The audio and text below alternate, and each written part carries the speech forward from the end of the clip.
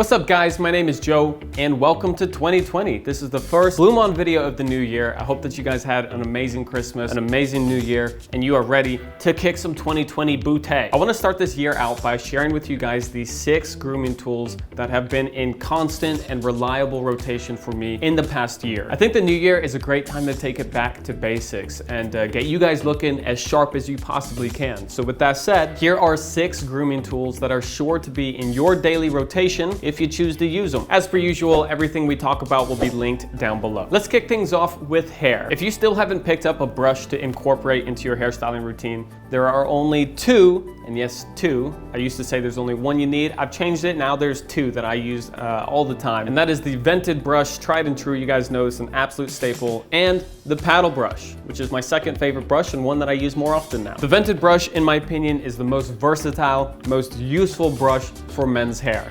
Period. I would use this over a boar bristle brush, over a round brush, over a smoothing brush. This is the one, this is all you need. Well, and the paddle brush, but you know, we'll get there. The reason is because all the essentials you need to do while styling your hair, you can do it with this without the tugging and pulling. We all know how important it is to distribute hair product to have a great hairstyle, and in damp hair, the vented brush glides through effortlessly, combing your hair into place and distributing your product nice and easy. From a control perspective, it has just enough bristles to help you set your hair in place and the direction that you're wanting it to go without feeling too thick or like it's pulling too much hair. And as for the volume, which is the main reason why people use round brushes, can achieve the same with the vented, plus a lot easier to use and causes way less tugging than a round brush. The paddle brush, on my other hand, has always been my second favorite brush, but I've been using this a lot more in 2019, and I'm gonna continue to use it here in 2020. You use the vented brush for volume and general control, but the paddle brush really provides smoothness and lets you take away from some of the waves or curls because it tightly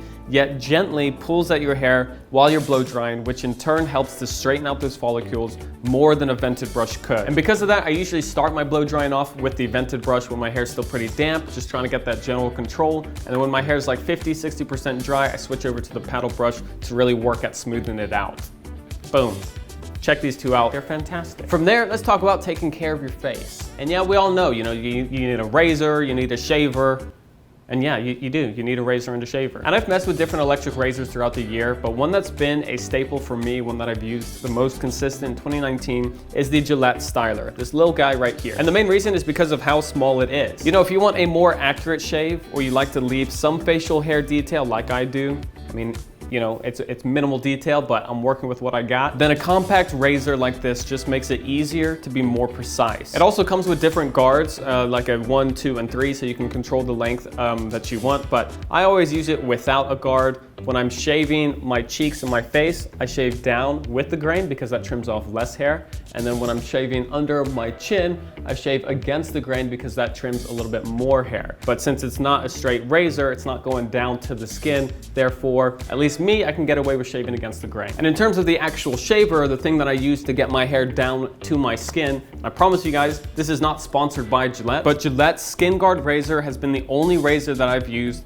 for the past 6 months, non-electric razor. The reason why this one is a win for me is because, like the name suggests, Skin Guard, it has guards on the blade that prevent the razor from cutting beneath the surface of your skin, which is what happens with most other razors out there, and is the leading cause for skin irritation and razor bumps, razor burns, and general redness, stuff like that. The Skin Guard still gives a totally clean shave, but I have not once had any irritation or redness, nothing like that since using this razor. It's honestly great, especially for you guys with more sensitive skin who deal with shaving irritation on a more consistent basis. But even if you don't have sensitive skin, like I wouldn't consider myself to have sensitive skin, but why not take that extra precaution and prevent the potential razor burns and bumps and stuff like that from using something else all the time. But anyways, yes, I'm a true fan of the Skin Guard. Been using it, it's solid. I would definitely recommend checking it out. All right, next on the list, we've got a nose trimmer. Now I've shown you guys a different nose trimmer that I've used in the past, but I picked this one up a little while ago from Toiletry.